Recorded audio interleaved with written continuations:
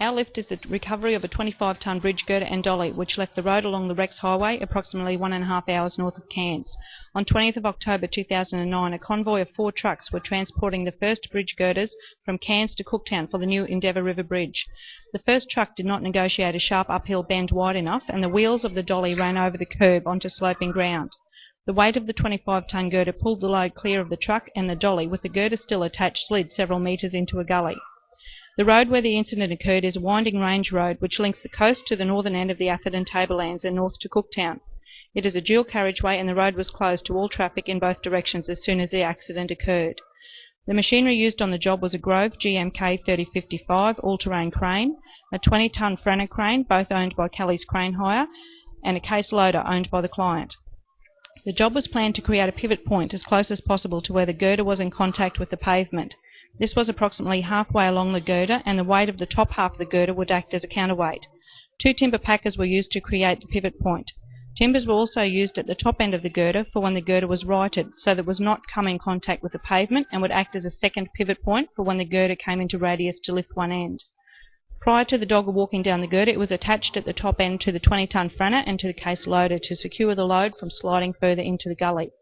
The chains on the loader and Franner were tensioned to take out any slack without adding any extra weight. The Grove GMK 3055 was set up with full counterweights with 6 drops of rope, which gives 30.6 tonne on the winch. The dogger walked down the girder and attached the chains onto the lifting points on the concrete beam. The dogger inspected the chains attaching the bridge girder to the dolly, and they appeared in good order. Once the load was within an 8-metre radius, the girder was rolled upright and lifted until it came in close contact to the pavement at the upper end. More packers were placed under the top end so that it had something to pivot on. The 55-tonne Grove took the full weight of its end of the girder and lifted it off the centre pivot point onto the opposite end pivot point. When the end of the girder made contact with the end pivot point, the crane slewed until the wheels of the dolly could be placed onto the pavement. The wheels were chocked to stop any downhill movement before the full weight of the girder was released. The Grove was no longer required, and the 20-tonne Franner was repositioned to lift the front end of the bridge girder. The truck reversed under the girder and it was reattached.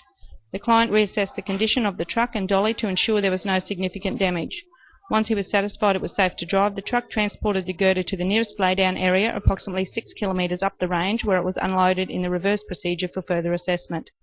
By doing the lift in this way, the road was opened earlier than if larger equipment was brought from further south, and also resulted in a considerable cost savings to the client. The lift was always within the safe working load of the equipment used and complied with all safety standards and safe working practices.